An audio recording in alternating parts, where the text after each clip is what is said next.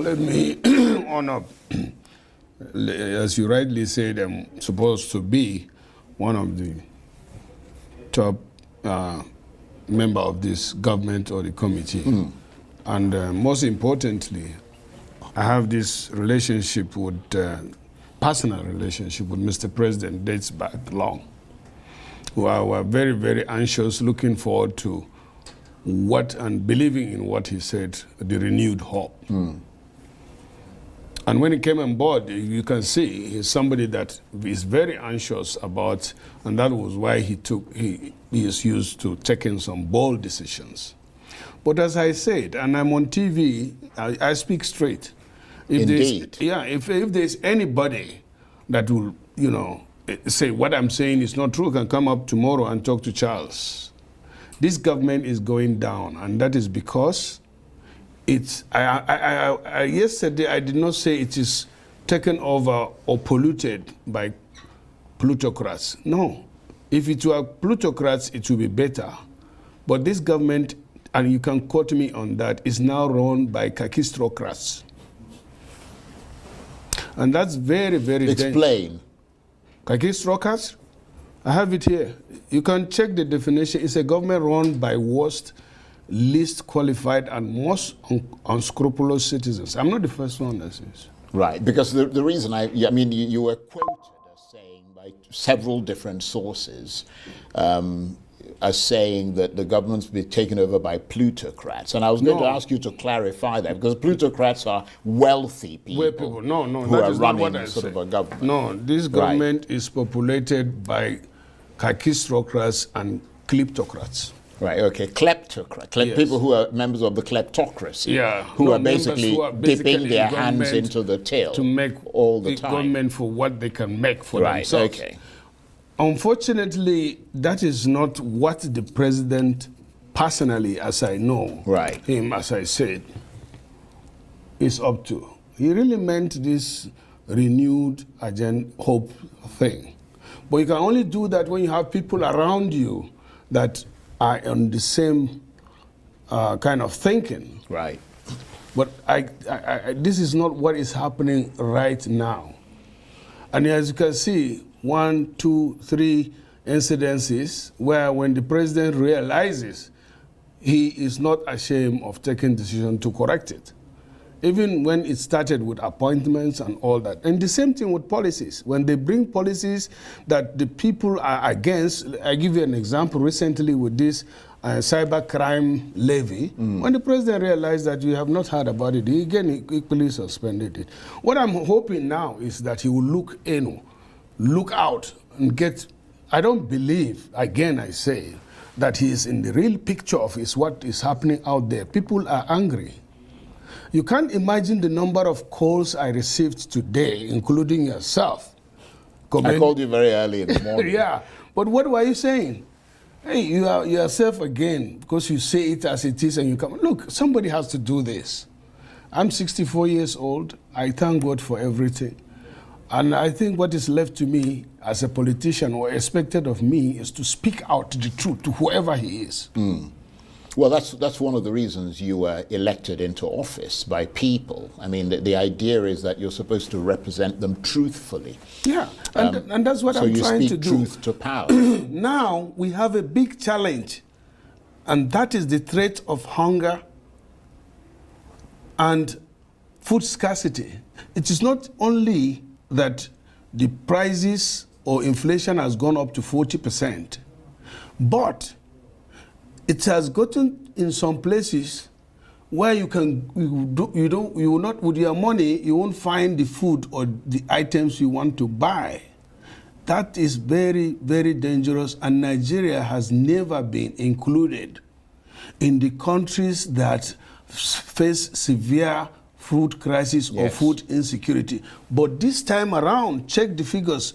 Recently, published by UN, World Food Program, Action Against Hunger, CADE Harmonize, they rank Nigeria as one of the hotspots.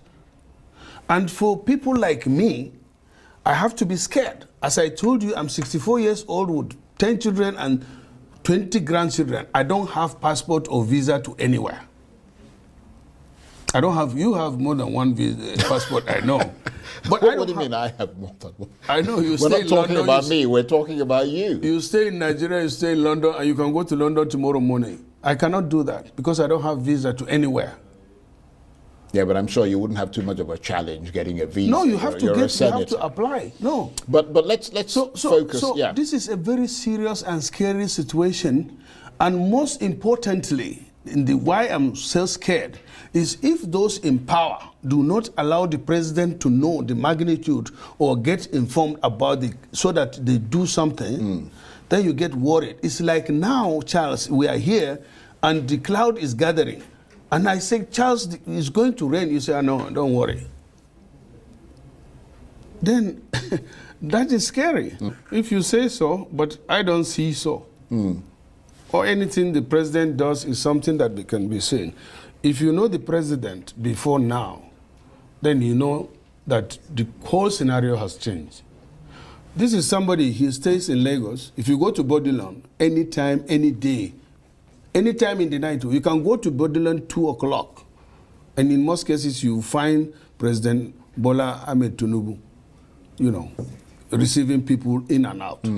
If you come to where he stays in Abuja here, Lagos, in the Lagos house, you will know from when you take a turn whether he's in town or not, any time of the day. There are times you can go there 3 in the night and you'll meet him there.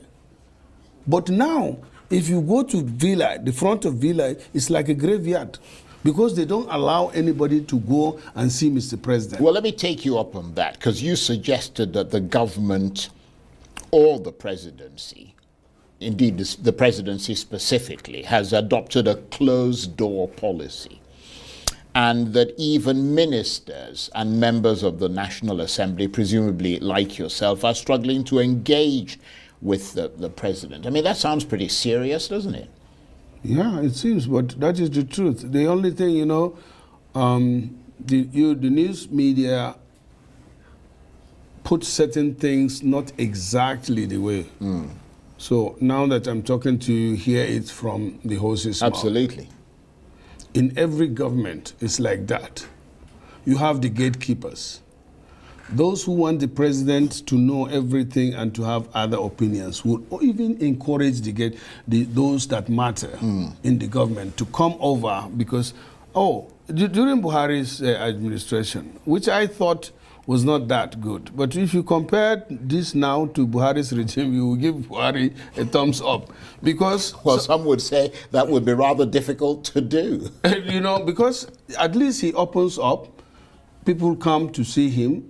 I'm quoting, you quote me, and if it's not true, I don't speak just like that. Right. There are some ministers don't have access to Mr. President.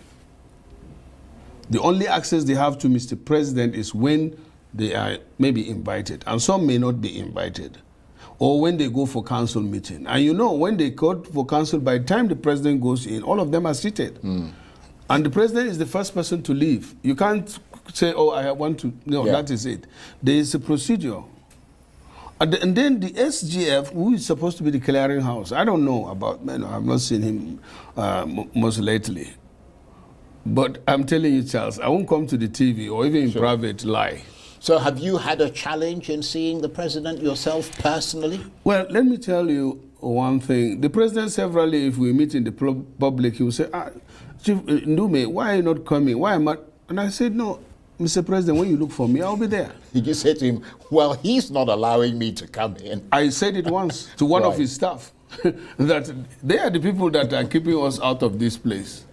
And so I will not struggle to come and see Mr. President, but I have an obligation to speak for the people, or speak for my people, or speak as a senator. You can imagine I am the chief whip. If a chief whip cannot have access to Mr. President, the new senators, of course. Yeah, that's a problem. Yeah, let me tell you. And let me tell you in difference to it. Obasanjo started, during his government, in 24 hours, if any senator wants to see him, nobody will ask him, what do you want to see the president for? He makes sure that within 24 hours, any senator has access to him. Ministers go in and out.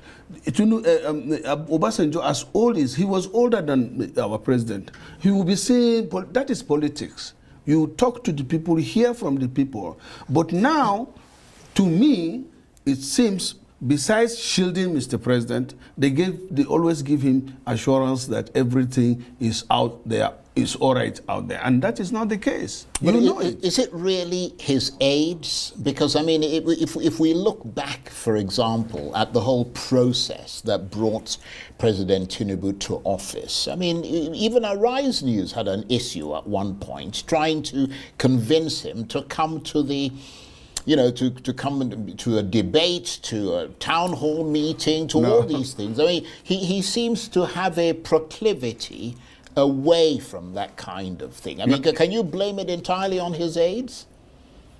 Well, knowing, I mean, he doesn't seem to want to engage with the public. Knowing him personally, I don't think.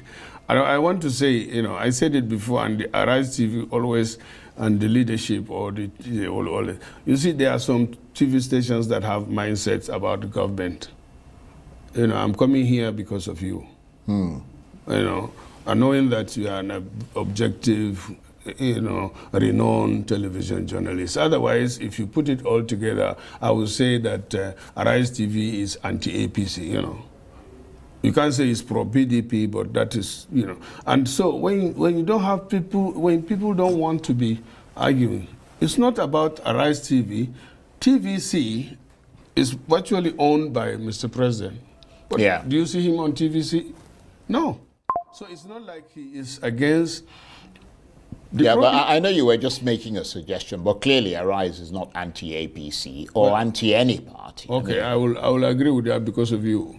No, but it's true though. I mean, we just don't take sides with anybody. Okay, so let me try to be as objective as possible. I agree with that. Yeah. But let me also say that there are some people that are introverts. There are some people that are extroverts. Right. There are people that can talk anytime. I was a teacher, now politician, and I'm your friend. You called me this morning, and I had to come. I didn't plan for it. I don't have anything. And I appreciate that. Yeah, so don't blame the president for that.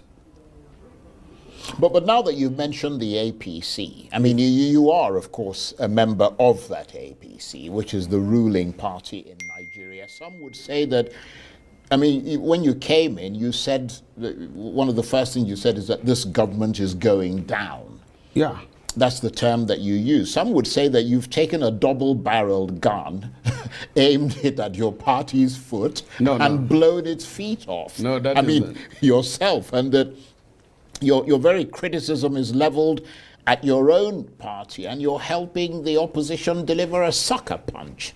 There's no opposition. I like that. Okay. I thought you had, don't you have opposition in the National Assembly? No, I don't think so, you know. I like that. So the APC has free reign to do whatever it wants. Not only that, this is a fact of it. The major opposition is supposed to be PDP, isn't it? Or to some extent, the Labour Party. The Labour Party. Yeah. The Labour Party, I think, got it wrong up initio. It has one of the biggest chance, especially with the youths, Obiana. But I think somewhere around the way they got it wrong. Well, both parties are obviously having internal problems. No, in APC we don't. No, I said both parties, the PDP and so you can see. So it means... well, obviously the APC is as well. You're saying that you can't get access to your president and you're a senior member of the party. I mean, but that's not crisis in the party. Yeah, but yours is even worse because the crisis is with the country. I mean, you yourself are telling us that Nigeria is in crisis. Yeah.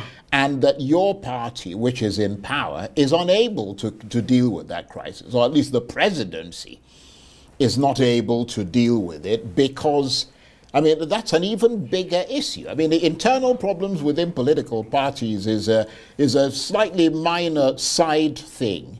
I mean, if your party, which Nigerians have voted in and given the reins of office, if you're not able to handle the big issues which you yourself have enumerated, and your point was that the government is going down, that's your part. That's an even bigger crisis, isn't it? Well, I don't think that is a bigger problem than what they have on the other side. I think you are mixing things up a bit.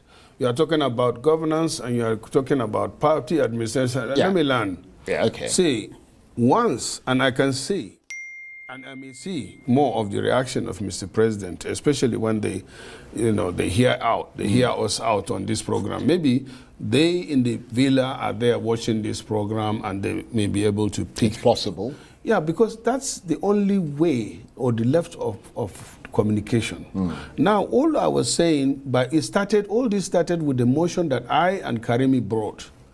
Alarm, giving us alarm, telling the government that, are you aware that the United Nations has statistical figures that 82 million Nigerians will face acute hunger?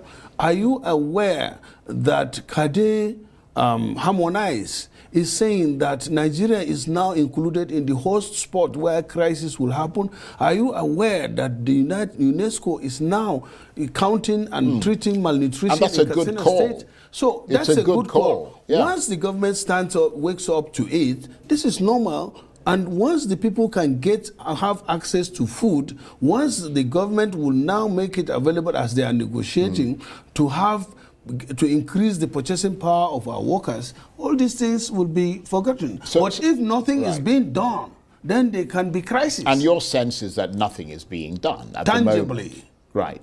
And the other thing is, as I said, I will still say what the president is caged in there. Let me use that word again.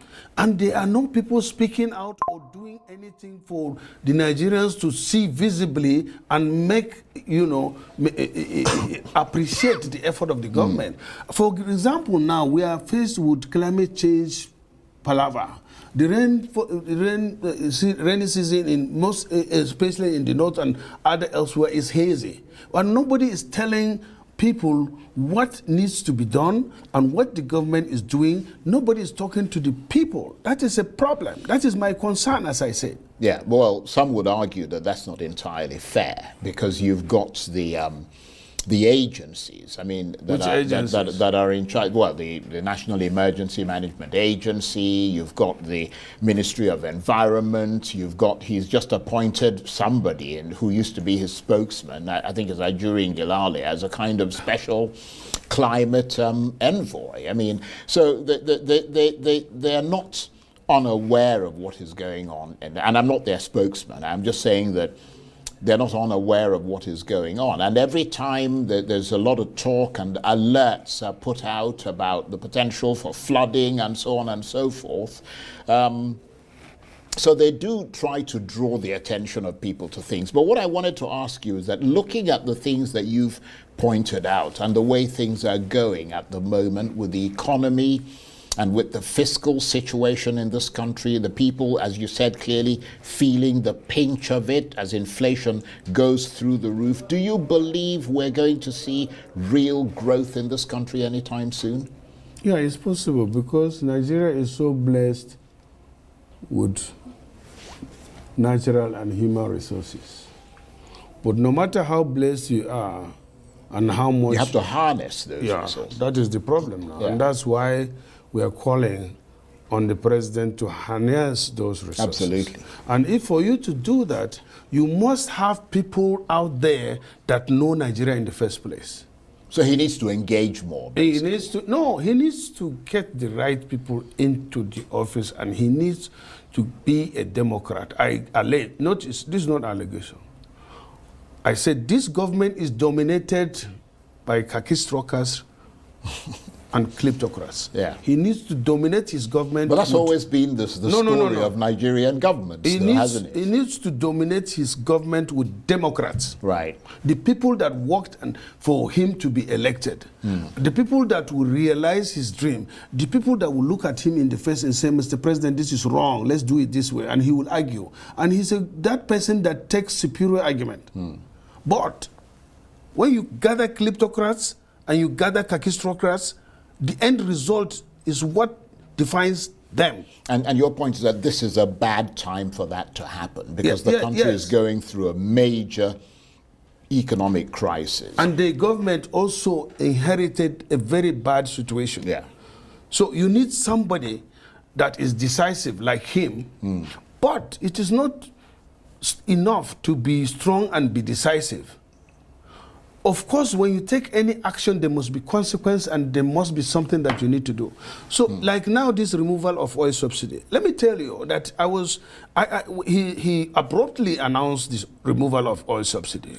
And I supported him because I was thinking that there is going to be a program that will take us out of the hands of these few people that are, draining the economy in the name of subsidy.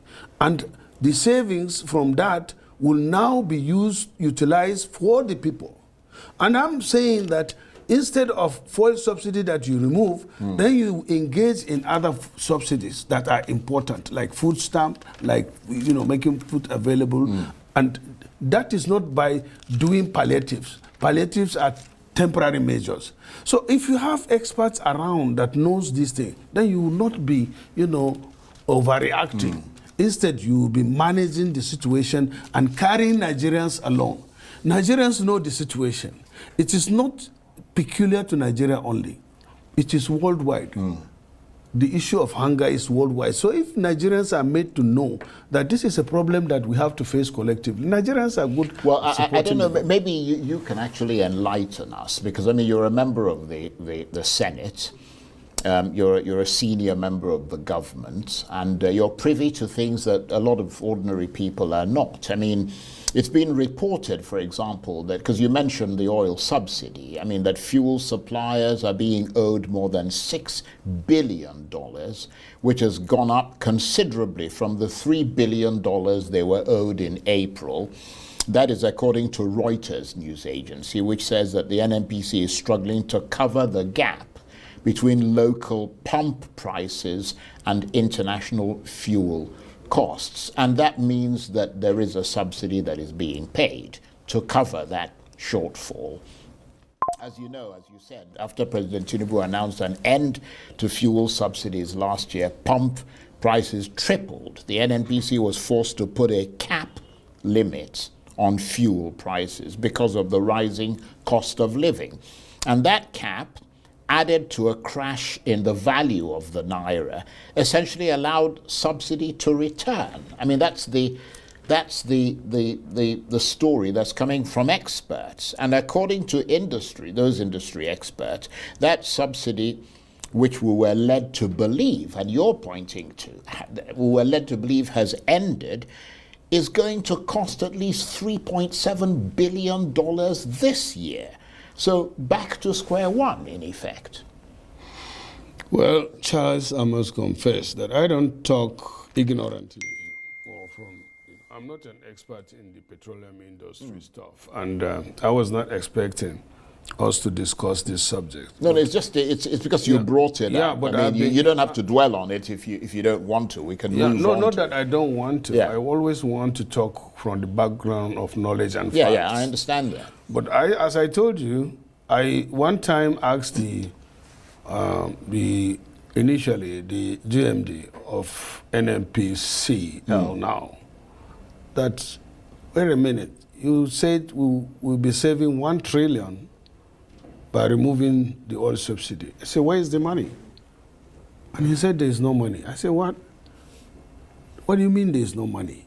He said, no.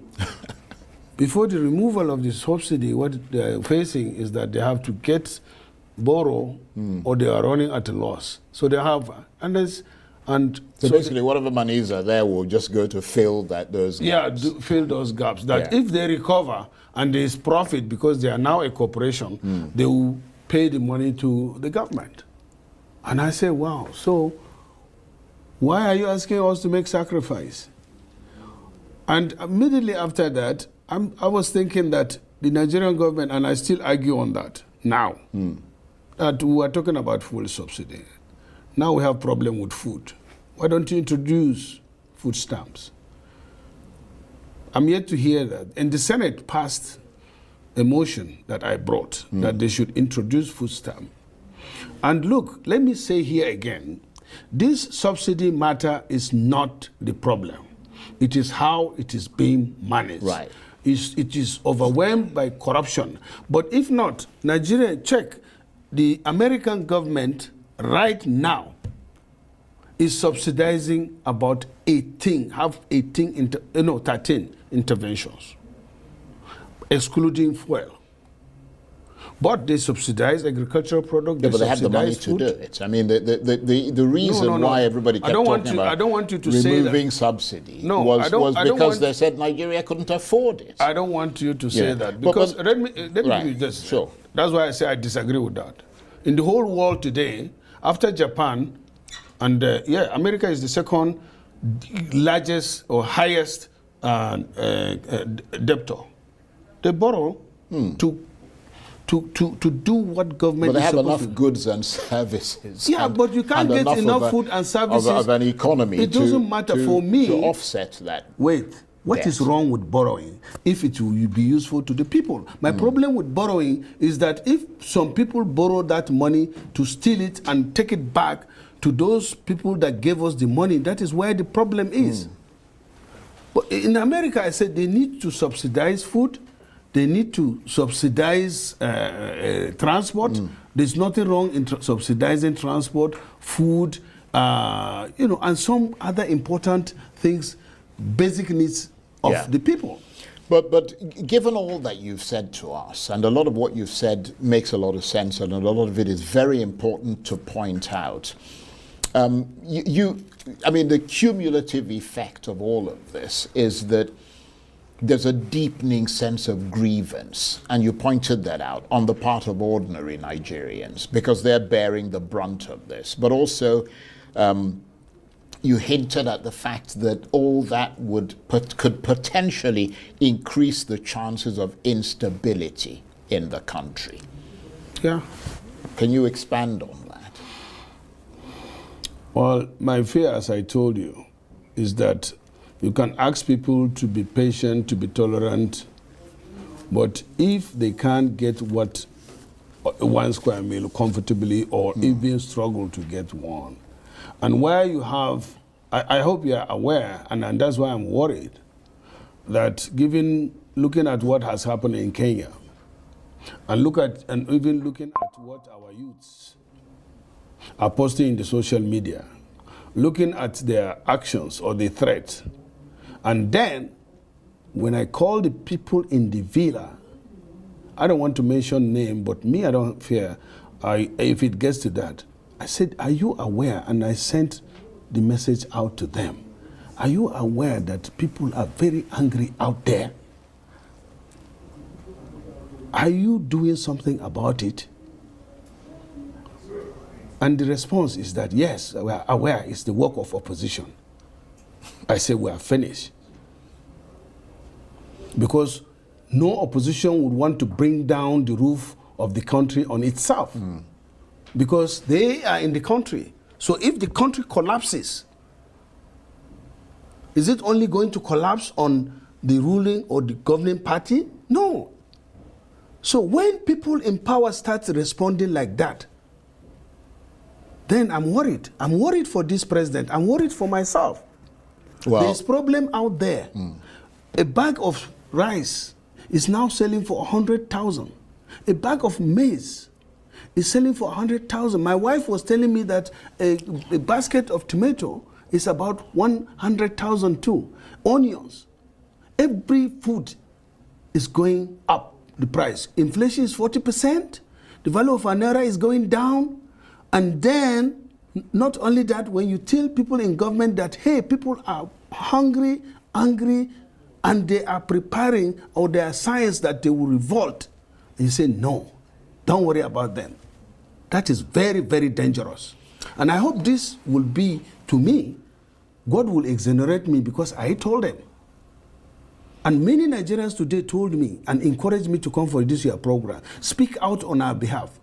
And that's why I was elected. If the government doesn't do anything, there will be problem. Well, on that note, I want to thank you very much indeed, Senator.